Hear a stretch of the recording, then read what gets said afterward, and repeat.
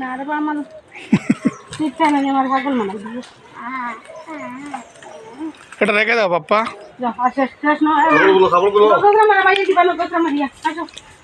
অত দূরে দে না রে, আন্দু দে আরে দেখো শেষ, সব শেষ। কত টাকার ওষুধ শেষ সুন্দর করে দেও, সিমগুলো বাড়ি সত্যি দেখবে তোমার নাকে মুখে ঢুকে যাবে। আর না আর দিনও শেষ। এটা কালকে আবার দিবে, কালকে আবার, এটা বেশি দিন না, কালকে আবার ওই যে অর্ধেক করে দিস, ওটাও তো বেশি দিন না।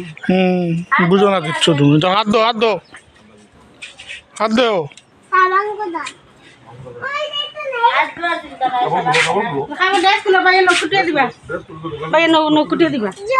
তোমার গোষ্ঠী, তোমার বড় গোষ্ঠী জানো নি তুমি? তোমার কত বড় গোষ্ঠী, তোমার কত বড় গোষ্ঠী। জল কি করবো বলো? জল পান করবে গো, জল দেও। হ্যাঁ আমি জানি না তো। হ্যাঁ হ্যাঁ হ্যাঁ, আসো আসো আসো আসো। এবার আবার হয়ে যায়। দেখছো তো, দেখছো তুই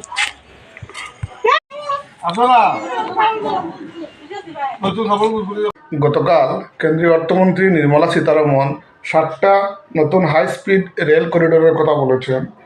এগুলো হলো বারাণসী শিলিগুড়ি একটা high speed rail corridor, Delhi Varanasi একটা high speed rail corridor, Pune Hyderabad আরেকটা high speed rail corridor, Hyderabad Chennai আরেকটা হাই স্পিড রেল করিডোর বনবে, চেন্নাই বেঙ্গালুরু আরেকটা হাই স্পিড রেল করিডোর বনবে, মুম্বাই পুনে আরেকটা হাই স্পিড রেল করিডোর বনবে, হায়দ্রাবাদ বেঙ্গালুরু আরেকটা হাই স্পিড রেল করিডোর বনবে।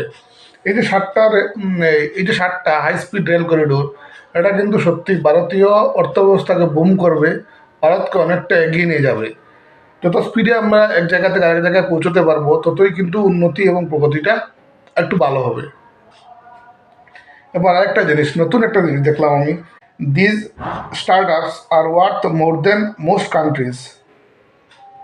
একটা হলো গিয়ে আন্দুরিল পালমার লাকি, এটার ফাউন্ডার, ওর ভ্যালুয়েশন হলো গিয়ে $30 বিলিয়ন, যা দিয়ে ও autonomous defence and surveillance systems কিনে নিতে পারবে সব। তারপরেরটা হলো গিয়ে পারপ্লেক্সিটি, ফাউন্ডার হলো গিয়ে অরবিন্দ শ্রীনিবাস, ভ্যালুয়েশন হলো গিয়ে $20 বিলিয়ন, তা দিয়ে they can try to buy Chrome for $34.5 billion, ক্রোমই কিনে নিতে পারবে ওরা। আরেকটা হলো গিয়ে র্যাম্প, ফাউন্ডার হলো গিয়ে এরিক গ্লাইম্যান, ভ্যালুয়েশন হলো গিয়ে $22.5 বিলিয়ন, তা দিয়ে corporate card and spend management platform.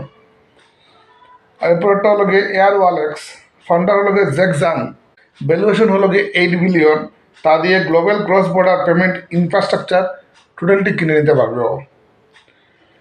কোহেয়ার, founder হলো গিয়ে এডেন গোমেজ, ভ্যালুয়েশন হলো গিয়ে $7 billion, enterprise AI models and infrastructure কিনে নিতে পারবে সব। তারপর আবার গ্রিনল্যান্ডের ব্যাপারে কিছু জিনিস দেখে নেই। What is the fight over Greenland? Greenland belongs to Denmark, এটা আমরা জানি। Greenland is an autonomous territory within the kingdom of Denmark, a NATO member. Greenland is strategically priceless. It sits on Arctic shipping routes and holds rare earth minerals, missile defense locations, and future energy corridors. Trump wants it for security. Trump argues the US must control Greenland to stop China and Russia from gaining Arctic dominance. Europe says no. Europe no bolche. The EU, European Union, and Denmark have rejected any transfer of sovereignty and reaffirmed Greenland's fight to decide its future. NATO is on edge. If the US ever used force, it would mean one NATO country attacking another, something the alliance was never built to survive. এরকম কিছু কথা। আসলে এই যে গ্রিনল্যান্ডের ব্যাপারটা, Greenland America নিতে চাইছে, আর Greenland ডেনমার্কের টেরিটরি। গ্রিনল্যান্ড যদি আমেরিকা দাবি করে তাহলে ডেনমার্কের সাথে ওর টক্কর হয়ে যাচ্ছে, আর ডেনমার্কের সাথে আর টক্কর হয়ে যাওয়া মানে নেটো মেম্বারদের সাথেই টক্কর হয়ে যাওয়া। নেটোর যে 29 বা 30টা দেশের যেটা অ্যালায়েন্স রয়েছে সেটা হলো গিয়ে যে কোনো দেশ যদি ওদের বিরুদ্ধে হামলা করে তাহলে একসাথে সবাই ওই দেশটার বিরুদ্ধে হামলা করবে।